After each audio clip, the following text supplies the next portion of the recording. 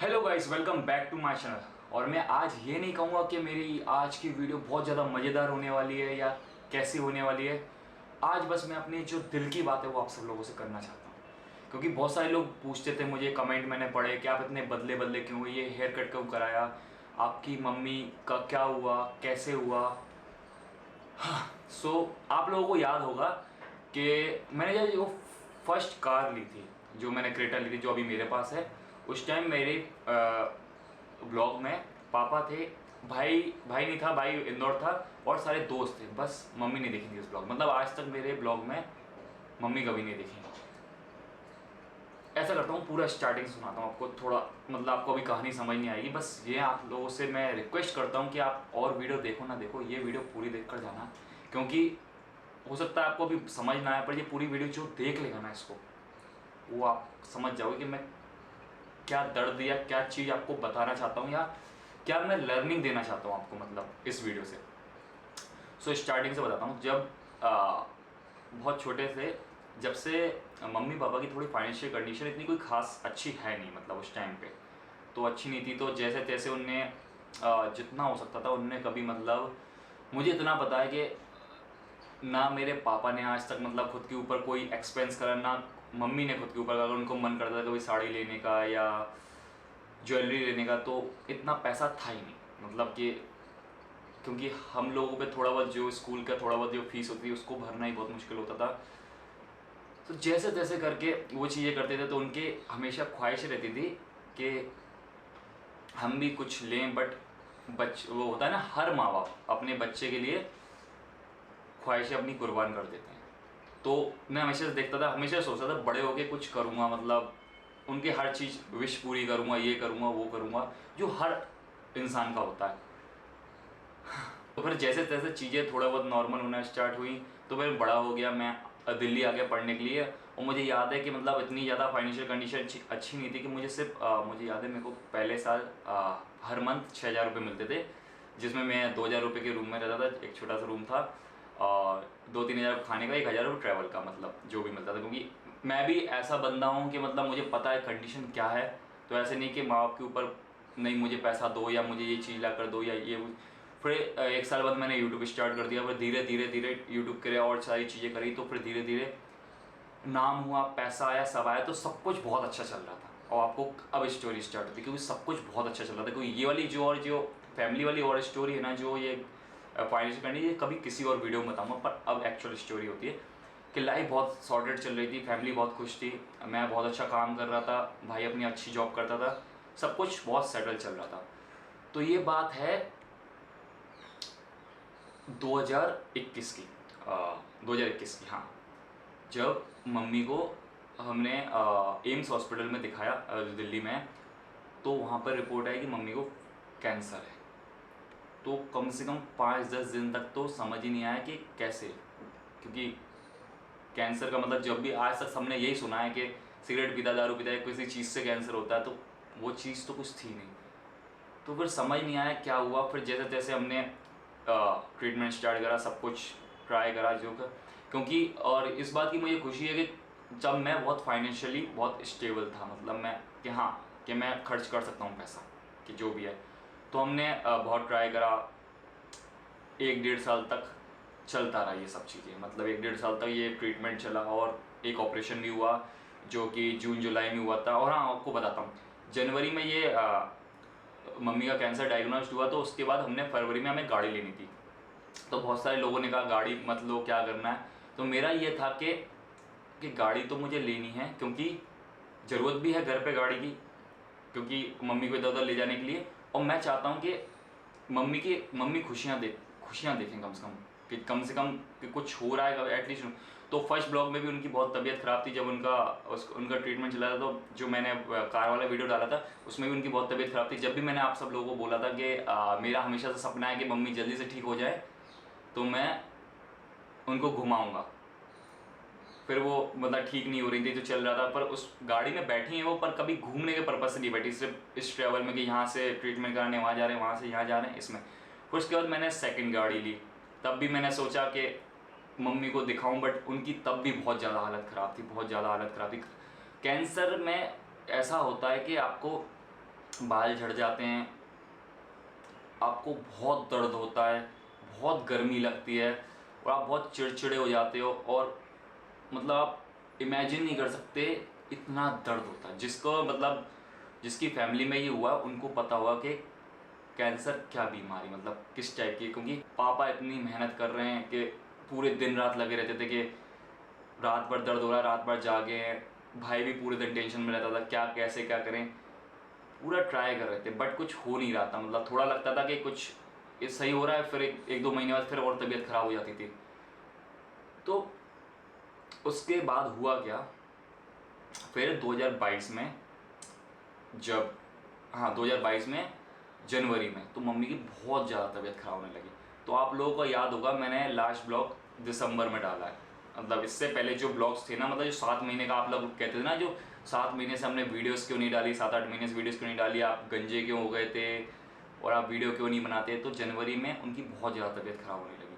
तो फिर मैं घर गया, 10-15 दिन रुका, फिर उसके बाद मैं आया यहाँ पर। फिर मम्मी आई, मम्मी पापा सब आए यहाँ पर दिल्ली में। फिर हमने राजीव गांधी हॉस्पिटल में 1 महीने तक ट्रीटमेंट चला।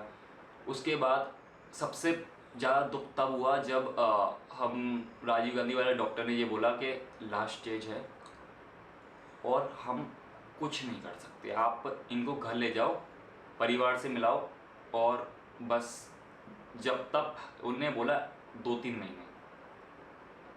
तो हमने ये बोला, हमने डॉक्टर को यही बोला कि जो भी पैसा लग रहा है एटलीस्ट चलो आप, उन्होंने ये क्लियरली बोल दिया कि आप इनको बचा नहीं सकते।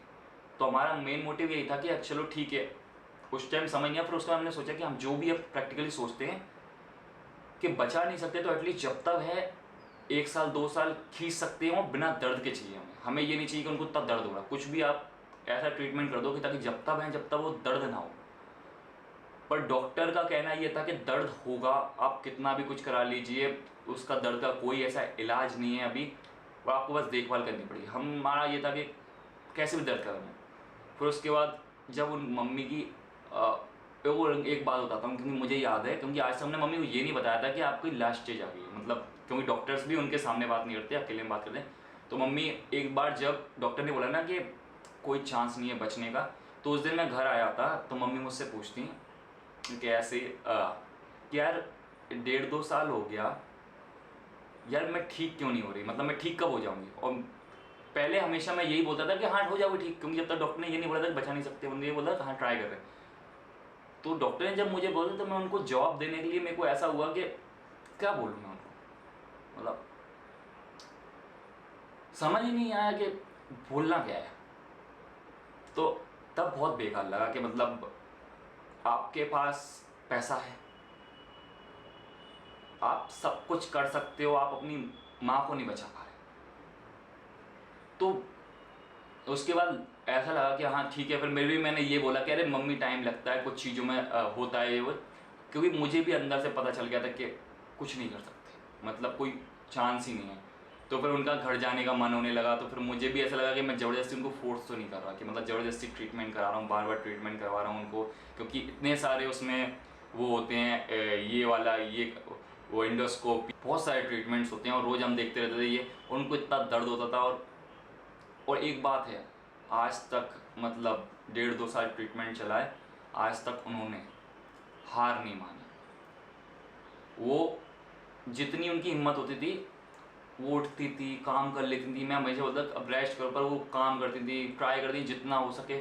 और सबसे बड़ी प्रॉब्लम बताता हूँ आपको, और मेरी मम्मी को था ये खाने की जो नली होती है वो चोक होने लगी थी। तो लास्ट जो जनवरी के मैं बोल रहा हूँ जब तबीयत बहुत खराब, जब उनका नली बिल्कुल चोक हो चुकी थी, पानी भी अंदर नहीं जाता था, मतलब पानी पीते थे तो बाहर निकल जाता था। तो फिर हम जब जनवरी में यहाँ पे इलाज कराना स्टार्ट करा तो नली डाल रखी थी जो नाक से, जब वहाँ से पानी पीते, खाना तो बंद ही हो गया। तो अब उनका वेट हो गया था, मेरे को याद है वो जब ट्रीटमेंट स्टार्ट होने से पहले उनका वेट था 58 समथिंग था, और उनका जब वेट हुआ 38, मतलब सिर्फ हड्डी बची हुई थी। और उनको देख के ऐसा लगता था इतना दर्द में कि समझ नहीं पाता था। फिर मार्च में 16 मार्च को उनकी डेथ हो गई। मतलब पता हम सबको था कि अब होना है, बट ये था कि जितना हम खींच सकते हैं उनको खींचें। मतलब क्योंकि कोई आप मतलब को पता है कि आपकी माँ जाने वाली और आप कुछ नहीं कर पा रहे। प्रॉब्लम ये थी। और उस टाइम ये होता था, मेरे को पता है कि इतने कमेंट्स आते थे, इतने मैसेज आते थे कि ब्लॉग क्यों नहीं डाले, ये क्यों नहीं डाले, और मैं ये सोचता था कि क्या करूँ मैं, क्या बताऊँ, क्या करूँ। इसके चक्कर में मेरा काम इतना पीछे हो गया, पर मुझे उसका कोई दुख नहीं है, काम का आगे पीछे का फ़र्क नहीं पड़ता। फ़र्क वहाँ से आया, अब मैं कमबैक करने की कोशिश कर रहा हूँ, बट हो नहीं पा रहा है, क्योंकि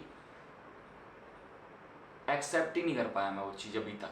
अब मैं ये वीडियो इसलिए 5-6 महीने बाद, 5 महीने हो गए, हाँ मार्च के बाद ये 5 महीने हो गए, अब वीडियो बनाई थोड़ी, मैं सोचा कि आप लोगों को बता दूं कि हुआ क्या एक्चुअली। क्योंकि बहुत सारे लोग मुझे बोलते थे आपने बाल क्यों कटाए, इतने बदले बदले से क्यों हो गए आजकल आप। क्योंकि इतना कहूँगा कि एक हर हंसते हुए चेहरे के पीछे एक बहुत अपनी अपनी स्टोरीज होती है। मैं ये नहीं कह रहा सिर्फ मेरे साथ, ऐसे लाखों लोग हैं जिनके साथ कोविड में बहुत कुछ हुआ। बहुत सारे लोगों ने कोविड में माँ बाप खोए, मैंने देखे हैं, बहुत कुछ हुआ है लोगों की लाइफ में। तो बस मैं इतना कहना चाहता हूँ आप लोगों को, इस वीडियो का मेन पर्पस ये है कि जब तक आपके पास माँ बाप है ना, आप उनको दुखी मत करो। मैं ये नहीं कह रहा कि आप उनको महल खरीद के दे दो, उनकी बात सुनो, उनसे बात करो, उनको समझो। तो मैंने देखा आजकल के लोग अपने माँ बाप से बिल्कुल मतलब बहुत कम बात करते हैं, झगड़ा करते हैं। देखो ऐसा है, आप भी उनको समझाओगे, वो आपको समझेंगे, और उनकी बात भी समझो और अपनी बात भी समझाओ। ये नहीं जिद करो हर चीज़ को लेकर। और एक लाइन मैंने बहुत अच्छी थी जो मैंने कहीं गाने में सुनी थी, कहीं कहीं तो था कि मुझे मत बनाना Shahrukh Khan without my mom and dad. मैं हमेशा ये कहता था भगवान से कि हमेशा मेरे को हमेशा से सपना था कि मेरे को एक्टर बनना, बहुत बड़ा बनना, नाम कमाना, फेम कमाना। पर मैं हमेशा ये बोलता था कि अगर माँ बाप नहीं होना, उस नाम का मेरे को नहीं चाहिए, वो नाम नहीं चाहिए मुझे। और इसी बात का दुख है कि मैं आज आगे भी और शायद हो जाऊंगा, काम कर लूँगा, जो भी चलेगा, बट जो जिसके लिए मैं कर रहा था, मेरा हमेशा से मकसद है, क्योंकि जो उनने गरीबी देखी, उनने जो मेरे लिए स्ट्रगल किया है, सो मैं उनको देना चाहता था वो हर चीज़। और मैंने जितना जब तक मैंने कोशिश करी हर चीज़ देने की। क्योंकि मैंने ब्लॉग्स में माँ बाप को कभी नहीं दिखाया। मैंने सिर्फ पापा को कार वाले ब्लॉग में लिया था, क्योंकि उनको कार चलानी आती है, जब और किसी को आती नहीं थी, जब मुझे नहीं आती थी, उनको इसलिए दिखाया। और किसी को मैंने आज तक फैमिली को नहीं दिखाया, क्योंकि मेरी फैमिली मेरे लिए सब कुछ है। तो मैं उनको हमेशा से पर्सनल स्पेस देता था, पर्सनल टाइम। ना उनको मैंने कभी इन काम में इंक्लूड करा।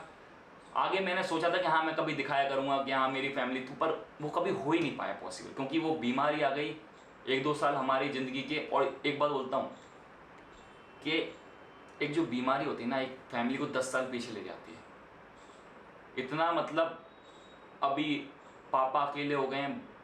अब मैं सच बताऊँ, मेरे से ज़्यादा दुख सबसे पहले मेरे पापा को है और भाई को है। क्योंकि मैं ऐसा हूँ कि कम से कम काम में थोड़ा बहुत, पापा भाई बहुत ज़्यादा अकेले हो गए।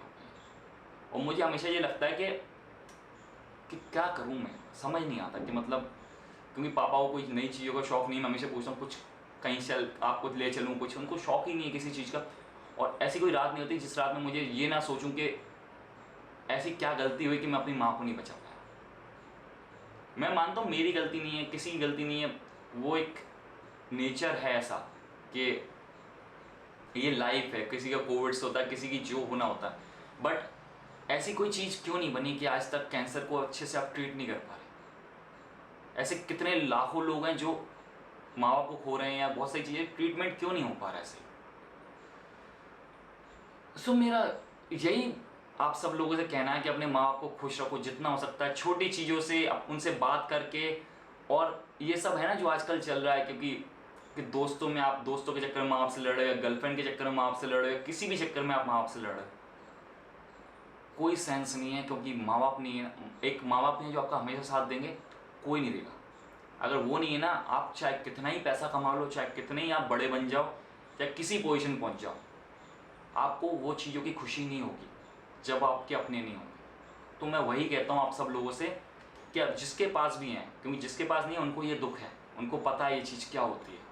तो अभी जिसके पास हैं, आप बहुत लकी हो। आपके पास, मैं कह रहा हूँ 1 रुपये नहीं हो, बट आपके पास माँ बाप है ना, तो आप दुनिया के सबसे लकी इंसान हो। सो ये थी मेरी स्टोरी। और मेरी बहुत सारी स्टोरीज है, बट मैं बताऊँ क्या प्रॉब्लम मेरे साथ क्या है, मैं बताने से डरता हूँ, क्योंकि लोग जज करते हैं कि इसका क्या है, इसका क्या है। अब जैसे मैं बहुत सारे दोस्तों के साथ वीडियो बनाता हूँ तो लोगों का जजमेंट रहता है, मुझे इतना वो लगता है कि यार मैं अपनी खुल के अपनी लाइफ बताना जो चाहता हूँ, आप लोग कहते हैं कि ब्लॉग में खुल के बताओ, तो मैं खुल के नहीं बता पाता क्योंकि लोगों की जजमेंट रहती है और आप एक किसी इंसान को प्रेशराइज करते हो कि ऐसे काम करो या ऐसे करो। मैं ये बोलता हूँ आप किसी को हेट मत दो, मैं अपनी बात नहीं कर किसी की बात करूँ, किसी को हेट मत दिया करो। बहुत सारे क्रिएटर्स मैंने देखे इतना अच्छा काम करते हैं बट लोग उनको अलग तरीके से हेट करते हैं, या क्यों कर रहे हो यार। हम दुनिया में इसलिए आए हैं, हमारा क्या मकसद है ये खुशी, आप किसी को 2 पल की खुशी दोगे आपको भी 2 पल की खुशी मिलेगी।